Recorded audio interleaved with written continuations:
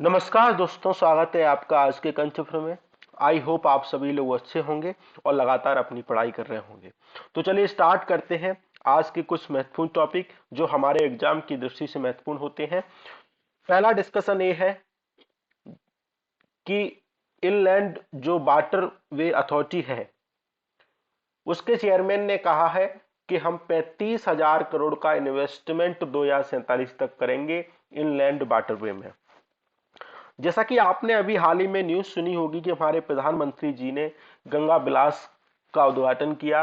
इसको ये उत्तर प्रदेश से लेकर बनारस से लेकर बांग्लादेश तक जाएगा और 27 नदियों से होकर आपके टूरिस्ट को, अगर आपको कहीं यात्रा करना है, किसी क्रूज में यात्रा करना है, तो आप इसके माध्यम से जा सकते हैं। इसको हमने पहले भी डिस्कशन में किया है।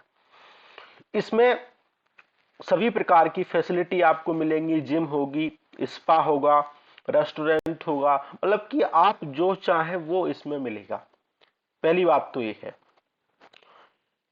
तो हमारे लिए महत्वपूर्ण होता है, तो दो दो न्यूज़ें हैं कि इनलैंड वाटरवे हमको पढ़ना है और जो inland waterway authority of India है उसके बारे में पढ़ना है, और हमारे यहाँ कितने इनलैंड वाटरवे हैं और कितनों पे काम चल रहा है, तो इसके बारे में हमको पढ़ना बहुत ही आवश्यक है। तो inland waterway authority of India के चेयरमैन ने कहा है कि हम इसके डेवलपिंग करने की दिशा में काम करेंगे वाटरवे को, क्योंकि हमारी इंडियन रिवर है उसमें काफी कैपेसिटी है और उसकी एफिशिएंसी को इंप्रूव करने की दिशा में हम काम करने वाले हैं। इनलैंड वाटरवे का अगर हम डेवलपमेंट करते हैं, उसका हम एक्सटेंसिव नेटवर्क बढ़ाते हैं, किसके माध्यम से? रिवर के माध्यम से, कैनाल्स के माध्यम से, बैकवाटर के माध्यम से, क्रीक के माध्यम से। तो जो हमारा रेलवे है और हमारा जो रोडवे है उसका क्या होगा? सप्लीमेंट होगा, और उसके ऊपर जो एक्स्ट्रा ओवर जो बर्डन रहता है उसमें भी हमको कमी देखने को मिलेगी। और ये चीपेस्ट वाटरवे का साधन है, जिससे क्या होगा? हमारे जो इंपोर्ट जो एक्सपोर्ट की जो हमारे यहाँ सबसे अधिक मात्रा में देखने को मिलता है वो हमको कम देखने को मिलेगा। तो वाटरवे एक्ट 2016 के तहत अभी हमारे पास 111 वाटरवे सरकार ने डिक्लेयर किए हैं। अभी ऑपरेशनल की बात करें तो 13 नेशनल वाटरवे अभी हमारे यहाँ ऑपरेशनल हैं, मतलब कि अभी चालू हैं। इस बात को ध्यान रखेंगे। तो अब हमको, अगर हम वाटरवे की दिशा में काम करेंगे, हम आपने वाटरवे का पूरा कंसेप्ट समझ लिया, तो आपको इसके बेनिफिट भी आपको पता होंगे। क्या होगा? इको फ्रेंडली होगा और ये चीपर होगा, मतलब कि सस्ता होगा। हिंटरलैंड, इसके माध्यम से जो कनेक्टिविटी है वो अच्छे से स्टेब्लिश हो पाएगी। कुल मिला के कहें तो इसका मेंटेनेंस अदर के पीछे बहुत कम मात्रा में हमको देखने को मिलता है। रोड और रेलवे की तुलना में इसका मेंटेनेंस हमको कम लेवल पे देखने को मिलता है। लेकिन आप इनलैंड वाटरवे चला रहे हो तो इसके कुछ चैलेंजेस भी होंगे आपके लिए।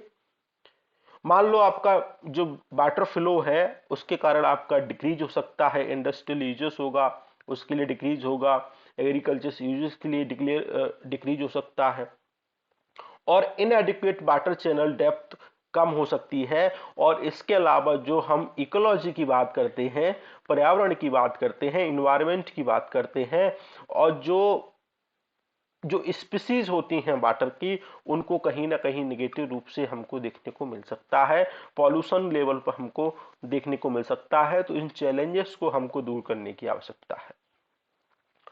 तो अभी जो 6 महत्वपूर्ण जो वाटरवे हैं उनको हमें पढ़ने की आवश्यकता है।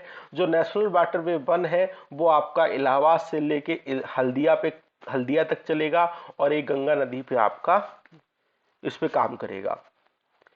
जो आपका दूसरा नेशनल वाटरवे है वो सादिया से लेकर धुबरी पर चलेगा, मतलब कि ब्रह्मपुत्र नदी पे क्या करेगा? काम करेगा।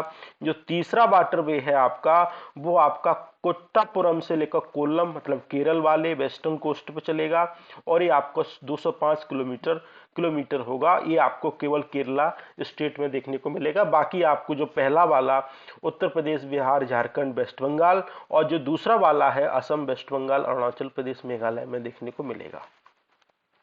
फोर्थ आपका काकीनाडा टू पांडुचेरी होगा, इसकी जो किलोमीटर होगी 1078 किलोमीटर के आसपास होगा, आंध्र प्रदेश तमिलनाडु। और जो पांडुचेरी यूटी है उसके माध्यम से देखने को मिलेगा, और ये गोदावरी कृष्णा कैनाल के माध्यम से क्या होगा, संचालित होगा, जैसा आप यहाँ पे देख पा रहे हैं। फिफ्थ वाटरवे आपका ब्रह्मानी डेल्टा कैनाल, जो कि आपको उड़ीसा और वेस्ट बंगाल में देखने को मिलेगा। ठीक है, ब्रह्मानी नदी वगैरह पे चलेगा, उसकी जो ट्रिब्यूटरी है उस पे चलने का इसको संचालित किया जाएगा, इसको ऑपरेशनल किया जाएगा। और जो सिक्स वाटरवे है वो लखीमपुर टू भांगा, मतलब कि बराक रिवर पे चलेगा। इसमें स्टेट आपको देखने को मिलेंगे आसाम, मिजोरम, मणिपुर और त्रिपुरा। इनको आपको याद रखने की आवश्यकता है कि कभी भी इनसे प्रश्न बन सकता है। ठीक है, तो ये हमने पढ़ा। दूसरा, सरकार ने इसके अतिरिक्त अदर भी इनिशिएटिव, अदर भी जो वाटर लिंक के हैं, जैसे नेशनल वाटरवे 3, 4, 5, नेशनल वाटरवे 10 है वो अम्बा रिवर पर है, नेशनल वाटरवे 83 है वो राजपुरी ग्रीक पे है, नेशनल वाटरवे 85 है वो रावादंदा ग्रीक पे है, और नेशनल वाटरवे 91 है वो शास्त्री रिवर जायगाड़ पे है। ठीक है, और 68 है मांडोई रिवर पे है, और 11 है वो क्या है, जूरी रिवर पर है।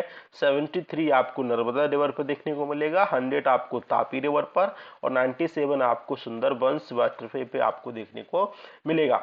इसके अतिरिक्त सरकार ने इसको डेवलप करने के लिए अदर इनिशिएटिव लिए हैं, जैसे पानी इनिशिएटिव लिया है। पानी का मतलब है portal for asset and navigational information, में जितने भी हमारे वेरियस पात्र होंगे उनकी डिटेल्स जो इंफॉर्मेशन होगी इस पानी पोर्टल में आपको देखने को मिलेगी। सरकार ने एक अतिरिक्त कार डी चलाया है पोर्टल। इसका मतलब यह है कि जितने भी कार्गो है, क्रूज मूवमेंट है, उसका डेटा नेशनल वाटरवे में का कार डी के माध्यम से पोर्टल पे आपको देखने को मिलेगा। सरकार रो पैक्स सर्विस चलाएगी। इसके अतिरिक्त आपने देखा कि एम भी गंगा बिलास सरकार के द्वारा, हमारे प्रधानमंत्री के द्वारा फ्लैग ऑफ किया गया। इस बात को आप ध्यान रखेंगे। वर्ल्ड का लॉन्गेस्ट रिवर क्या है, क्रूज है। तो जब भी आपका मन करे यात्रा करने का तो आप यहाँ पे जा सकते हैं, लेकिन वे क्या होगा, आपको कॉस्टली आपको देखने को मिल सकता है। ठीक है, तो इस बात को ध्यान रखेंगे। दूसरा, इनलैंड जो वाटरवे अथॉरिटी ऑफ इंडिया है, स्टैच्यूटरी बॉडी है, इसको पार्लियामेंट्री एक्ट के माध्यम से इसको स्टेब्लिश किया गया है 1986 में। हेडक्वार्टर आपको नोएडा यूपी में देखने को मिलेगा। और इनलैंड वाटरवे को क्या करती है, रेगुलेट करने का प्रयास करते हैं शिपिंग के संबंध में और नेविगेशन के संबंध में। वही सारे काम करेंगे जितने भी हमारे इनलैंड वाटरवे हो, वो इकोनॉमिकली क्या हो, फिजिबल हो, इकोनॉमिक क्या हो, वायबल हो, और मिनिस्ट्री ऑफ शिपिंग के अंतर्गत क्या करते हैं, काम करते हैं। तो इस बात को आप ध्यान रखेंगे। ठीक है, तो चलिए स्टार्ट करते हैं। ये टॉपिक आपको समझ में आया होगा। दूसरा टॉपिक ये है कि Asian world water word census 2023 चालू हो गया है। इसको ये क्या है, एनुअल इवेंट है, और इसको सिटीजन साइंस प्रोग्राम के रूप में इसको सपोर्ट किया जाता है। Management of water land and water world को मैनेजमेंट करने की दिशा में काम किया जाता है, और इसको कंजर्व करने की दिशा में काम करते हैं। एशियन वाटर वर्ड सेंसस क्या है, इंटरनेशनल वाटर वर्ड सेंसस के द्वारा बिहाफ पे वेटलैंड इंटरनेशनल के द्वारा इसको कोऑर्डिनेट किया जाता है, जिसको 1987 में इंडियन सब कॉन्टिनेंट में इसको शुरू किया गया। और AWC जो इंडिया में करता है, वेटलैंड इंटरनेशनल की जो मदद करता है वो क्या है, BNSS, मतलब कि बॉम्बे नेचुरल हिस्ट्री सोसाइटी इसको, और जो कि वेटलैंड इंटरनेशनल है वो कि global not for profit organisation है। ये दोनों मिलकर इंडिया में क्या करते हैं, वाटर वर्ड को सेंसस करते हैं। इस बात को ध्यान रखेंगे। और वर्ड BNSS क्या है, BNSS क्या है, 83 में इसको स्टेब्लिश किया गया। नॉन गवर्नमेंटल ऑर्गेनाइजेशंस है, और इसको साइंटिफिक इंडस्ट्रियल क्या करते हैं, रिसर्च करते हैं। डिपार्टमेंटल ऑफ साइंस टेक्नोलॉजी के माध्यम से क्या करते हैं, काम करते हैं। ठीक है, इस बात को ध्यान रखेंगे। दूसरा, जैसा कि आप यहाँ पे देख पा रहे हैं, और जो सेंटर एशिया का हमारा, जैसे सेंटर एशिया मतलब सेंटर से माध्यम से जो भी वर्ड आते हैं, इसमें माइग्रेटरी वर्ड शामिल होंगे, नेटिव वर्ड शामिल होंगे, वाटर वर्ड को शामिल किया जाएगा। इस बात को आप ध्यान रखेंगे। सेंटर फ्लाईवे के माध्यम से, मतलब कि सेंटर एशिया फ्लाईवे, जो सेंटर से हमारे माइग्रेटरी वर्ड आते हैं, इसको भी इसमें इंक्लूड किया जाएगा। ठीक है, चलो नेक्स्ट, अभी हमने मकर संक्रांति बनाई, तो मकर संक्रांति के हमारे पूरे ऑल ओवर इंडिया में मनाई जाती है। ये हम क्यों मनाते हैं? सन ऑफ गॉड के नाम पे मनाते हैं, सूर्य के नाम पे मनाते हैं।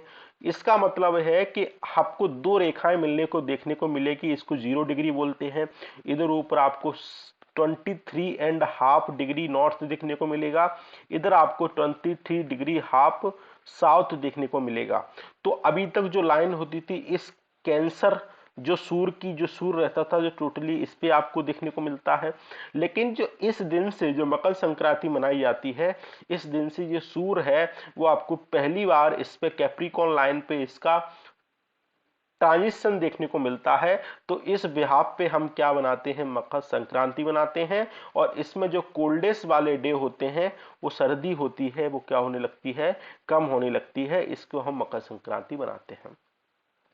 मेजर हार्वेस्ट फेस्टिवल है, और इस फेस्टिवल को डिफरेंट नेम से ऑल ओवर इंडिया में मनाया जाता है, इस बात को ध्यान रखेंगे। जैसे हरियाणा, हिमाचल प्रदेश, पंजाब में माघी लोहरी के नाम से मनाते हैं, जम्मू कश्मीर में सिसुर और संक्रांत के माध्यम से मनाते हैं, बिहार झारखंड में मकर संक्रांत, असम नॉर्थ ईस्ट में माघ बिहू के नाम से मनाते हैं, उत्तर प्रदेश में किचेरी, और वेस्ट बंगाल में पूस संक्रांति, फूस संक्रांति, उड़ीसा में मकर संक्रांति, आंध्र प्रदेश में पेड्डा पेड्डा पंडिया, और तमिलनाडु में इसको पोंगल के नाम से मनाते हैं, केरला में मकर बिलाकू, और कर्नाटक में इसको मकर संकारा मना के नाम से मनाते हैं, महाराष्ट्र और मध्य प्रदेश में मकर संक्रांति के नाम से इसको मनाते हैं। तो इसको मैच द फॉलोइंग में आपसे पूछा जा सकता है, तो इस बात को आप याद रखेंगे, यहां से प्रश्न आ सकता है। ठीक है। दूसरा, चाइना और भूटान के मध्य जो बाउंड्री डिस्प्यूट हमको देखने को मिलता है, तो उसमें चाइना भूटान आपस में बातचीत कर रहे हैं, टॉक कर रहे हैं कि हमारा जो बाउंड्री नेगोशिएशंस है उसको, डिस्प्यूट को कहीं ना कहीं हमको रेजोल्यूशन कर ले सके। मेनली आपको जो ट्राई जंक्शन पे हमको डोकलाम इशू देखने को मिला, वो डिस्प्यूट वाला एरिया है। जाकार लोंगा आपको डिस्प्यूट वाला एरिया देखने को मिलता है, पेसाम लोंगा वैली आपको डिस्प्यूट वाला एरिया देखने को मिलता है।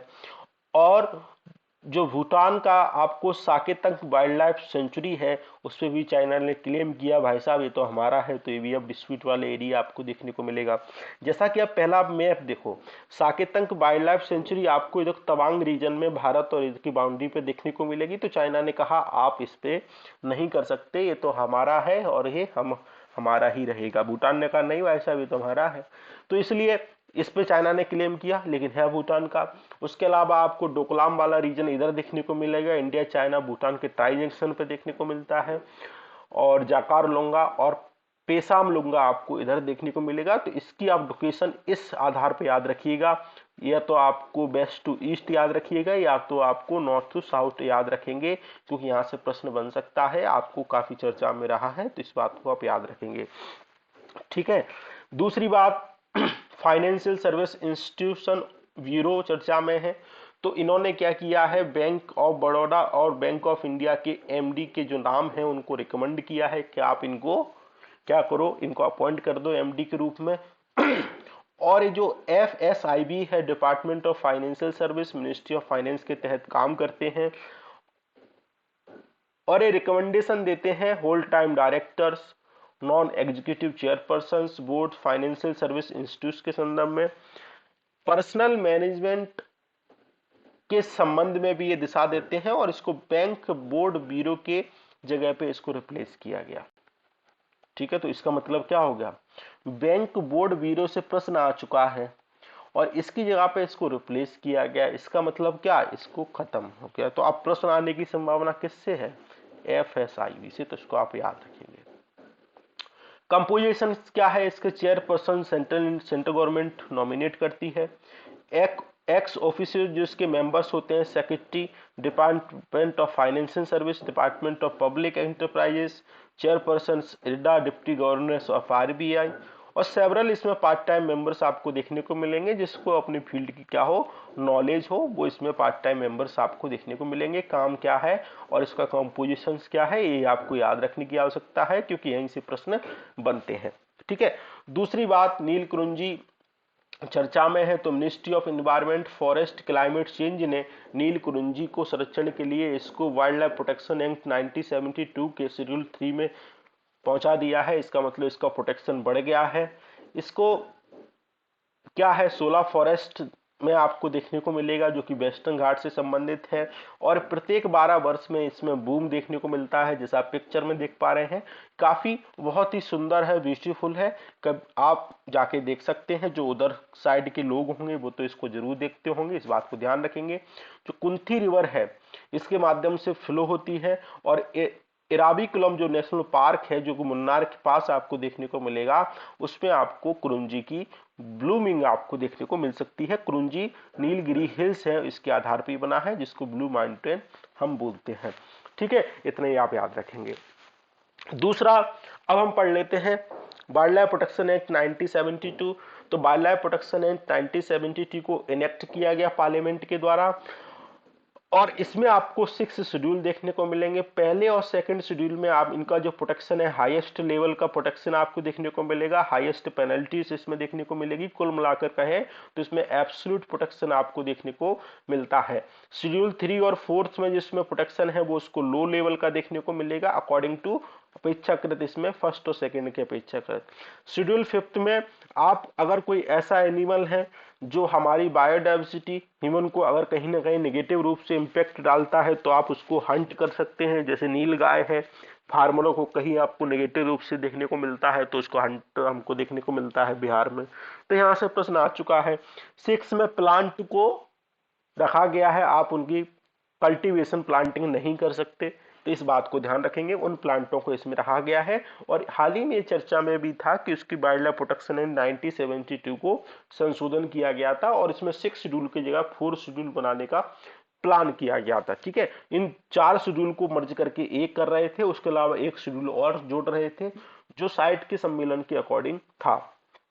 ठीक है, तो ये चर्चा में था, ये हमने पढ़ लिया, तो आपको इसको पढ़ने की आवश्यकता है। दूसरा, गांधी स्मारक भवन चर्चा में था।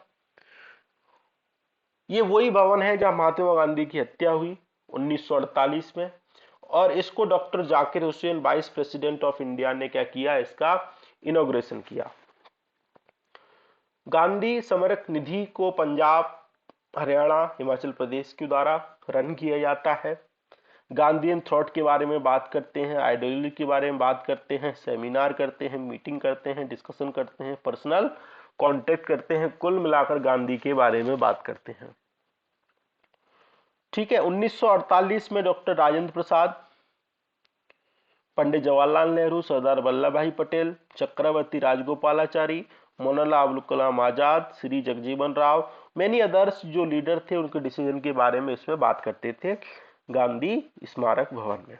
ठीक है, और इसका हेडक्वार्टर आपको पानीपत के हरियाणा में आपको देखने को मिलेगा। दूसरा, national clean air pro campaign चर्चा में है, न्यूज में है कि इसकी अपने अपेक्षाकृत इसने काम नहीं किया है। जो सिटी की जो एयर क्वालिटी है वो भी अभी ना कहीं आपको खराब देखने को मिलती है। कुल मिलाकर कहे तो इसकी जो प्रोग्रेस है वो हमको सही दिखाई नहीं दे रही है। National clean air programme PM10 और PM2.5 को कम करने की दिशा में काम करते हैं, एटलीस्ट 20% नेक्स्ट 5 ईयर में, बेस ईयर 2017 के अकॉर्डिंग। 103 नॉन अटेनमेंट सिटी हैं, 23 स्टेट और यूटी में आपको देखने को मिलेंगी। नॉन अटेनमेंट सिटी का मतलब है कि इनने अपनी जो पॉल्यूशन को कम करने की दिशा में काम नहीं किया है, किया भी है तो बहुत कम स्तर पे इन्होंने किया है, और इसको आइडेंटिफाई किया जाता है सेंट्रल पॉल्यूशन कंट्रोल बोर्ड के द्वारा 2011 से 15 के बीच में। नॉन अटेनमेंट सिटी वो होती हैं जिसमें national ambit air quality standard को ओवर द 5 ईयर कम नहीं किया है। जैसे सीवी आपको air prevention control pollution act 1981 के तहत जो 12 पॉल्यूटेंट हैं उनको शामिल करते हैं। अगर इनने 12 पॉल्यूटेंट को कम करने की दिशा में काम किया है या इसको नहीं किया है तो इसमें 12 जो पॉल्यूटेंट हैं वो आपको याद रखने की आवश्यकता है, जैसे sulphur dioxide, nitrogen dioxide, PM10, PM2.5, ozone, lead, carbon monoxide, arsenic, nickel, benzene, ammonia और बेंजोपायरिन्स। ठीक है, तो इस बात को याद रखेंगे, आपसे पूछा जा सकता है कौन कौन से पॉल्यूटेंट इसमें शामिल हैं। दूसरा, सेंट्रल पॉल्यूशन कंट्रोल बोर्ड आपको याद रखने की आवश्यकता है। इसको water prevention control of pollution act 1974 के तहत स्टेब्लिश किया गया। इसको air prevention control of pollution act 1981 के तहत पावर दी जाती है। Ministry of environment forest of the provisions of environment act 1986 के तहत काम करता है। और प्रिंसिपल फंक्शंस ऑफ सीपीसीबी है वाटर के प्रिवेंशन एक्ट के तहत और एयर प्रिवेंशन एक्ट के तहत इनको पावर्स मिली हुई हैं, इसके अनुसार ये काम करते हैं। ठीक है, तो इस बात को याद रखेंगे। दूसरी बात, वर्ल्ड इकोनॉमिक फोरम है, इसकी जो मीटिंग है वो दावोस में स्विट्जरलैंड में स्टार्ट हो गई है। ईयरली मीटिंग होती है और इस बार की theme cooperation in a fragmented world. तो इस थीम को पे याद रखिएगा, यहां से प्रश्न बन सकता है। फ्रेगमेंटेड वर्ल्ड का मतलब है कि हमको जितना भी इस वर्ल्ड में जितने भी देश हैं, पाकिस्तान लेफ्ट में जाता है, इंडिया राइट में जाता है, चीन नॉर्थ में जाता है। वैसे चीन नॉर्थ में तो नहीं जाएगा, जहां चीन जाएगा वहीं पाकिस्तान जाएगा। ठीक है, इस बात को ध्यान रखेंगे। तो जितना भी फ्रेगमेंटेड वर्ल्ड है, बिखराव हमको देखने को मिलता है, तो उनके मध्य हमको कॉपरेशन चाहिए। और कॉपरेशन होगा तो वर्ल्ड की जितनी भी समस्याएं हैं, प्रॉब्लम्स हैं, उनका हम क्या कर पाएंगे, निदान कर पाएंगे, उनका हम सॉल्यूशंस दे पाएंगे। तो वर्ल्ड इकोनॉमिक फोरम क्या है, 1971 में इसको स्टैब्लिश किया गया। स्विस नॉन प्रॉफिट ऑर्गेनाइजेशन है, इसका हेडक्वार्टर जिनेवा स्विट्जरलैंड में देखने को मिलेगा। और पब्लिक प्राइवेट कॉर्पोरेशन इसमें देखने को मिलते हैं। इसके अभी जो फाउंडर और एग्जीक्यूटिव चेयरमैन है वो कौन है, किसने इसको फाउंड किया, कोलास श्वाब ने। ठीक है, तो इस बात को ध्यान रखेंगे। दूसरा, इसका मिशन क्या है, वर्ल्ड की जितने भी सिचुएशंस हैं, बिजनेस की हो, पॉलिटिकल्स की हो या फिर एकेडमिक की हो, उसके बारे में बात करते हैं, सॉल्यूशंस को बात करते हैं। इसकी रिपोर्ट आप याद रखिएगा, इसकी रिपोर्ट से प्रश्न आते हैं। तो इनके द्वारा कुछ रिपोर्ट पब्लिश की जाती है। Energy transition index, global competitive report, यहां से प्रश्न आ चुका है, प्रीलिम्स में पूछा था। Global IT reports, global gender gap report, global risk report, global travel tourism report. ठीक है, इस बात को ध्यान रखेंगे। दूसरा, स्मॉल मैग्लानिक क्लाउड चर्चा में है। जेम्स वेब टेलीस्कोप ने इसको फाउंड किया है, जो कि अमेरिका और कनाडा और यूरोपियन यूनियन शामिल में इसको अंतरिक्ष में भेजा था, स्पेस में इसको भेजा था, जेम्स वेब टेलीस्कोप को। ये कैसे इनको नेक्ड आई से इनको देखा जा सकता है, टू इरेगुलर जो गैलेक्सी है वो आपस में मिलकर क्या बनाती है, मैग्लानिक क्लाउड बनाती है। तो आपसे केवल इतना पूछा जाएगा, मैग्लानिक क्लाउड क्या है, किससे संबंधित है। और 1500 मिलियन ईयर ये क्या है, साल पुराने हैं। जितना मिल्की वे का टाइम है उतना ही इनका आपको देखने को मिलता है। दूसरा, deployment of innovation 5G uses चर्चा में है। तो मध्य प्रदेश की एक सिटी है, डिस्ट्रिक्ट है बिरसा, जैसा आप यहाँ पे देख पाएंगे, कहाँ है बिरसा। तो बिरसा में क्या हुआ है, 5G सर्विसेज को लॉन्च, मतलब कि 5G सर्विसेज को अलाउ किया गया है स्टार्टअप के द्वारा। इसमें 5G vertical engagement partnership programme और collaboration of digital communication tech startups SMEs to potential user community. इसमें एम्बूपॉड, बेरासुरुबी और आपको सुपरसिटिकल 5G नेवल हेल्थ से संबंधित, ऑटो एम्बुलेंस और म्यूचुअल आइडेंटिटी जो बायोमेट्रिक से संबंधित है उसके संदर्भ में बात करेंगे। ठीक है, ये कम्युनिटी को ये सर्विस क्या जाएंगी, ऑफर की जाएंगी, तो इस बात को आप याद रखेंगे। कंपैरिजन की बात करें, सबसे पहले एक महत्वपूर्ण कंपैरिजन इसमें आपको देखना है, लेटेंसी। लेटेंसी का मतलब है कि आपकी स्पीड से संबंधित लेटेंसी का मतलब होता है, लेटेंसी जितनी कम होगी आपकी जो मोबाइल की इंटरनेट की जो स्पीड है वो अधिक होगी। तो अगर आप 3G 1G 2G 3G 5G तक जाएंगे तो आपकी लेटेंसी क्या होती जाएगी, कम होती जाएगी। तो सबसे कम लेटेंसी कम यहाँ होगी, स्पीड सबसे अधिक कहाँ होगी, यहाँ होगी। यही मेन कंसेप्ट है, ये आपको याद रखना है। 3G ट्राई बैंड पे काम करते थे और 2G का सक्सेसर आपको 3G देखने को मिलेगा। इसकी स्पीड 3.1 Mbps के आसपास आती थी। और 4G वर्तमान में हम चला ही रहे हैं। 5G अभी लॉन्च हो गई है कुछ सिटी में, आगे और इसमें और इम्प्रूवमेंट होने की आवश्यकता है। इसमें जो स्पीड है वो हाई लेवल पे देखने को आपको मिल सकती है। ठीक है, बस इतना ही पढ़ना है। दूसरा पेरू चर्चा में है, क्योंकि यहाँ पे स्टेट इमरजेंसी लगी हुई है इसलिए चर्चा में था, तो हम इसको पढ़ लेते हैं। पेरू की सीमा आपको, बाउंड्री आपको इक्वाडोर से लगेगी, बोल्विया, ब्राजील और चिले से लगेगी। ठीक है, इस बात को ध्यान रखेंगे। और इधर है अटलांटिक ओशन नहीं, इधर पैसिफिक ओशन में इसको बाउंड्री है, मतलब कि लैंड लॉक कंट्री नहीं है। इधर आपको अटलांटिक ओशन देखने को मिलेगा। ठीक है, तो इस बात को ध्यान रखेंगे। तो आज के डिस्कशन में इतना ही था। आई होप आपको पसंद आया होगा। Thank you.